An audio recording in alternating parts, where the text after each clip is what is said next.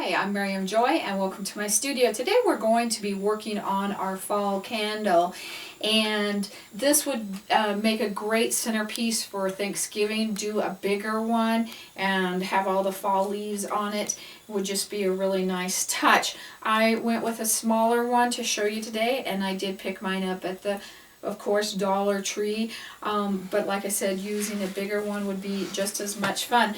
I went and got some different leaves, and one of my favorite things I did this year is I went to the thrift store and I picked up fall leaves, and they were practically pennies.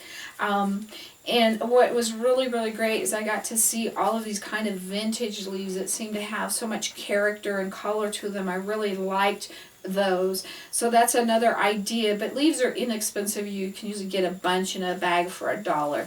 Now if you have this part here, we want to pull this off because we want them as flat as possible, and we need to make sure that they fit your candle.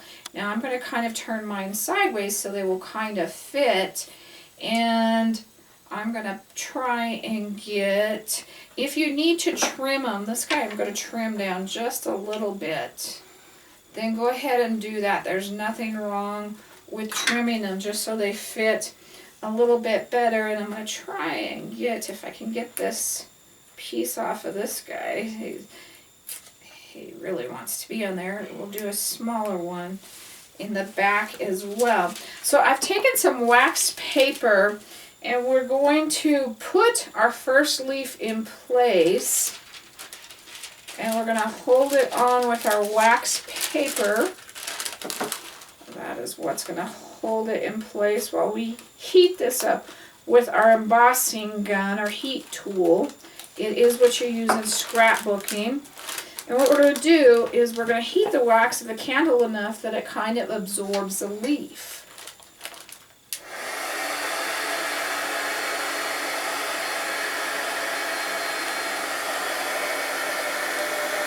Make sure you get the tips really well, don't overlook them.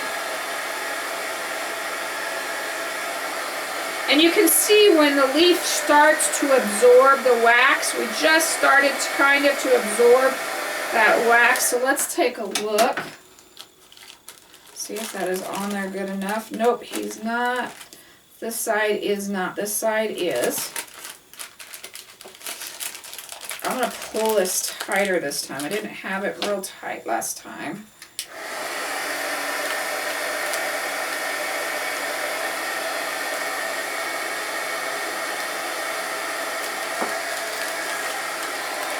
And you can see that it's starting to get in there, and my hands are getting a little bit warm. That would be another nice feature of a bigger candle as well. I just think I need this top part right there.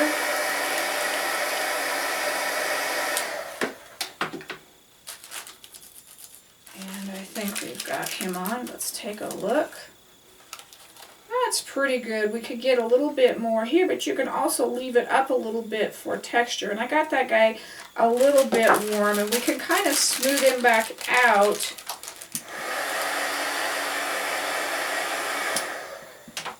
And just pull on him so that he's kind of rounded. I ran him over with my finger, and I shouldn't have done that. So let's go ahead and do our next one.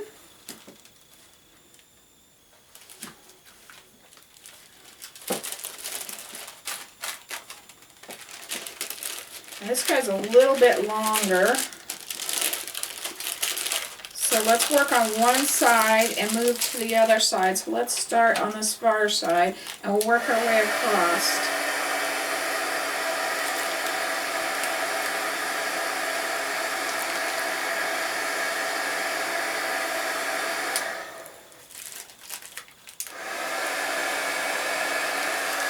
The trick is pulling this wax paper tight enough that once you get it warmed up, it puts that leaf down on there. You can see that leaf is really, you can tell on this one, that wax is coming through.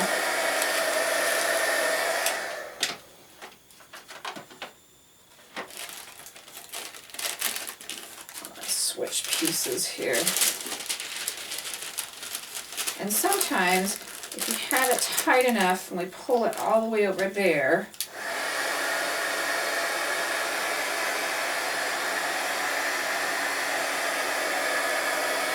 you can see where that's starting to get down right there. We need to get this little guy up here.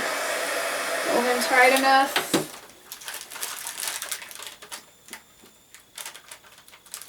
Take him off and look at him, see if we've got them all done. I'm going to go ahead and leave that top part up there, and I have one little more guy I kind of wanted to put in the middle, see if I could get him on here. And see if I can wrap him in the middle tight enough I can have my fingers at the bottom so they don't get hot.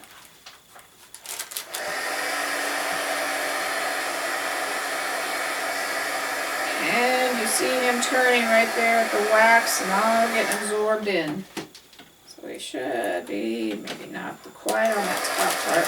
And I have that part not held tight, so that's why it's real important to hold that. See, when I pull that tight, that's what brings that in.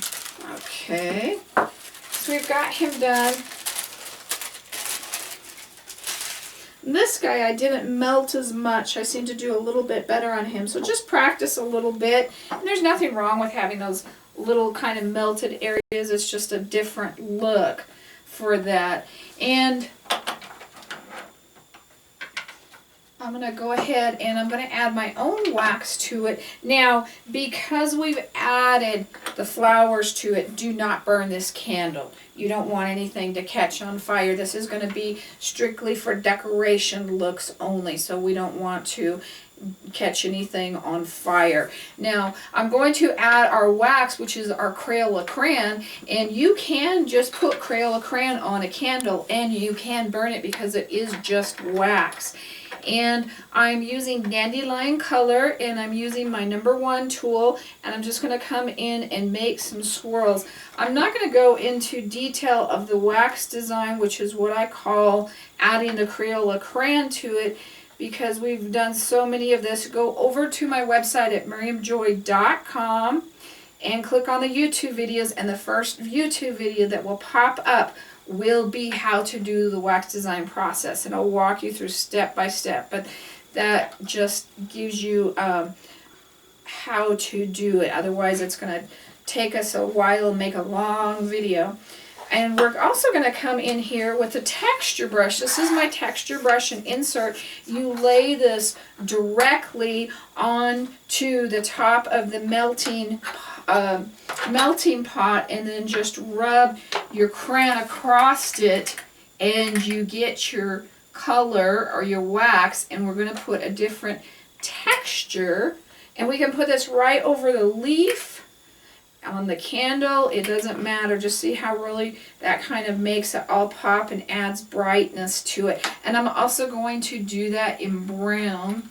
And this process is also available in my book, Miriam Joy's Wax Design, and we cover all of this, the book, the texture brush, and the wax design and everything in there. But we want to put the texture on it because it kind of gives it that fall crisp feeling.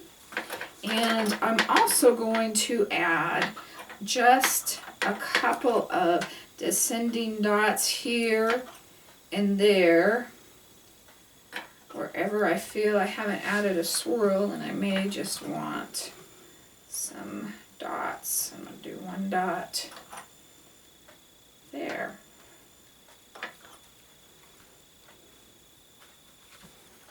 Okay.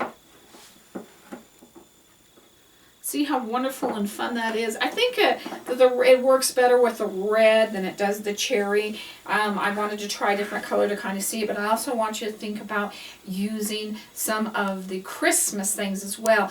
If you took your poinsettias, your felt flowers, or your silk flowers apart, excuse me, and made them flat, you could do different poinsettias or holly leaves or different things like that.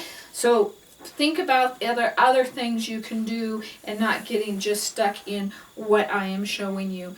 So come on over to my Facebook page at Miriam Joy Gourd Creations. We're putting up fun projects and new videos for you to enjoy, as well as gourd art to inspire you. During the Christmas season, we're going to have a big Christmas contest going on where you could win over about $250 in merchandise. So come on over and join us and have a blessed harvest season.